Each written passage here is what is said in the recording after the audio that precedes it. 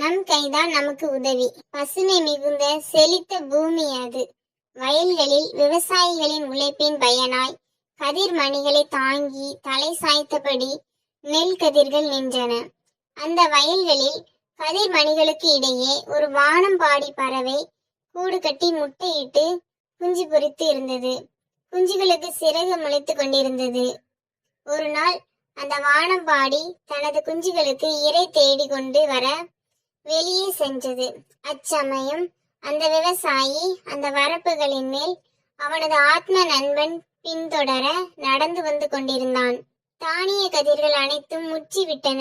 இனியும் தாமதிக்காமல் அறுவடைக்கு உடனே ஏற்பாடு செய்ய வேண்டும் என்று கூறினான். ஊரில் இருக்கும் மைத்துனனுக்கு கடிதம் போட்டால் அவன் ஆட்களுடன் வந்து விடுவான்.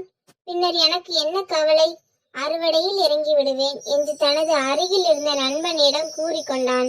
அந்த விவசாயியின் கூற்றை கேட்ட குஞ்சுகள் மிரண்டு போயின. பின்னர் அவைகள் அனைத்தும் தாய் பறவை வரும் வரையில் காத்திருந்து அதனிடம் தான் கேட்ட விவரத்தை கூறின. அதற்கு அந்த வானம்பாடி பறவை, நீங்கள் இதற்கெல்லாம் கவலை கொள்ள வேண்டாம் குஞ்சுகளே. அந்த விவசாயி மைத்துனன் என்ற பெயரில் இன்னொருவனை நம்புகிறான். ஆனால் அந்த காரியம் எளிதில் நடந்து விடாது. இன்னும் சில காலங்களுக்கு நாம் பயமின்றி இருக்கலாம், கவலை கொள்ள வேண்டாம் என்றது. சில வாரங்கள் கழிந்தன. அந்த வானம்பாடி பறவை சொன்னவை அனைத்தும் உண்மைதான். வயலில் எந்த வேலையும் நடக்கவில்லை. காரணம், அவன் எதிர்பார்த்து காத்திருந்த அவனது மைத்துனன் வருவதாக சொல்லிவிட்டு வேறு ஒரு வேலையாக எங்கேயோ சென்று விட்டான். மீண்டும் ஒரு நாள் அந்த விவசாயி தனது வரப்பு வழியாக தனது அதே உயிர் நண்பன் பின்தொடர வந்து கொண்டிருந்தான். அப்போது அவன் வயலை சுற்றி பார்த்தான். வயலில் கதிர்மணிகள் உதிர தொடங்கிவிட்டன. அதனை கண்ட மாத்திரத்தில் அந்த விவசாயி மிகவும் வருந்தினான். தன்னுடன் வந்த நண்பனிடம், இப்படியே இந்த கதிர்களை அறுவடை செய்யாமல் இருந்துவிட்டால் நாம் பெரிய நஷ்டத்தை சந்திக்க நேரிடும். உடனே ஊரில் இருக்கும் எனது தம்பிக்கு தகவல் சொல்ல வேண்டும். அவனுக்கு சொன்னால் போதும், வேலை ஆட்களுடன் அவன் வந்து விடுவான் என்று கூறிக்கொண்டான். விவசாயி கூறிய அந்த வார்த்தையை அந்த குஞ்சுகள் செவி மடுத்தன. உடனே அவைகள் அச்சம் கொண்டன. மாலையில் தாய்ப்பறவை வந்த மாத்திரத்தில் விவசாயி தனது நண்பனிடம் கூறிய அனைத்து வார்த்தைகளையும் அந்த குஞ்சுகள் அந்த தாய்ப்பறவையிடம் பகிர்ந்தன. தாய்ப்பறவை அதன் குஞ்சுகளை சமாதானப்படுத்தியது. இப்போதும் கூட அவன் தன்னை நம்பாமல் அவனது தம்பியை நம்புகிறான். அதனால் அவன் செய்ய நினைக்கும் எந்த வேலையும் நடக்க போவது இல்லை. நாம் இங்கே தங்குவதில் எந்த சிரமமும் இல்லை என்று கூறியது.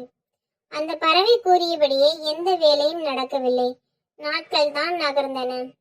அடுத்த வாரமும் அந்த விவசாயி தனது நண்பன் பின்தொடர வயல்வெளிக்கு வந்தான்.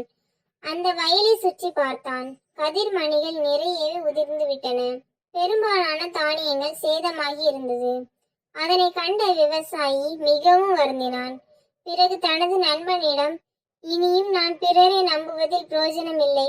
நாளையே நான் சில வேலையாட்களை உடன் அழைத்து சென்று அறுவடை செய்து முடிக்கிறேன் என்று சொல்லிவிட்டு நடந்தான். இதனை கேட்ட அந்த குஞ்சுகள் சிறிதும் பதற்றம் கொள்ளாமல் மாலையில் தனது தாயை கண்டதும், அம்மா, வழக்கம் போல விவசாயி வந்தார். நாளைக்கு அவரே வந்து அறுவடை செய்ய போகிறாராம் என்றன. அதனை கேட்ட அந்த தாய் பறவை கவலையும் பதற்றமும் கொண்டு, செல்லுங்களே, இனியும் நாம் தாமதிக்க கூடாது. இப்பொழுதே நாம் பாதுகாப்பான இடம் நோக்கி செல்ல வேண்டும். காரணம், யார் ஒருவர் பிறர் உதவியை நாடாமல் தனது சக்தியையும் திறமையையும் நம்புகிறாரோ அவர் நிச்சயம் தீர்மானித்தபடி செய்வார். அதனால் உடனே என்னோடு புறப்படுங்கள் என்றது அந்த தாய் பறவை. உடனே அனைத்து பறவைகளும் தாயுடன் சேர்ந்து அவ்விடத்தை காலி செய்து புறப்பட்டன. மறுபக்கம் வீட்டுக்கு சென்ற விவசாயி தனது ஆட்கள் சிலரை காலையில் அறுவடைக்கு வரும்படி கூறிவிட்டு அறுவடைக்கு வேண்டிய ஆயுதங்களை தயார் செய்தான். அடுத்த நாள் காலை விடிந்ததும் தனது ஆட்களுடன் வந்த விவசாயி வேகமாக களத்தில் இறங்கி அனைத்து வேலைகளையும் அவனை கச்சிதமாக முடித்தான். அத்துடன் சொந்தக்காரர்கள் உதவுவார்கள் என எதிர்பார்த்தது எவ்வளவு பெரிய மடத்தனமாக போய்விட்டது. நான் அஞ்சே எனது சொந்த காலில் இன்று நிற்பதை போல நின்றிருந்தால் இவ்வளவு பெரிய நஷ்டத்தை நான் தவிர்த்திருப்பேனே என கூறி தன்னையே நொந்து கொண்டான். நீதி, பிறரை எதிர்பார்க்காமல் நமது தேவைகளை நாமே பூர்த்தி செய்து கொள்ள வேண்டும். ஏழை குடும்பத்தில் பிறந்த ஆபிரகாம் லிங்கனுக்கு வெள்ளை மாளிகையின் கதவை யார் திறந்து விட்டார்? எனவே நாம் அவர் நமக்கு செய்வார், இவர் நமக்கு செய்வார், அவர் செய்வதாக சொன்னார் என்றெல்லாம் கூறிக்கொண்டு இன்று செய்து முடிக்க வேண்டிய வேலையை தாமதப்படுத்தி கொண்டே போனால் பிற்காலத்தில் நாம் தான் சேர்த்து வைத்து வேலை பார்க்க வேண்டியிருக்கும். மொத்தத்தில் நமது கையே நமக்கு உதவி. இதனை மறக்க கூடாது. இந்த கதை பகுதி உங்களுக்கு பிடித்திருந்தால் லைக் பண்ணுங்கள், கமெண்ட் பண்ணுங்கள், ஃப்ரெண்ட்ஸ்க்கு ஷேர் பண்ணுங்கள். மறக்காமல் நம்ம சேனலை சப்ஸ்கிரைப் பண்ணுங்கள். Thank you friends.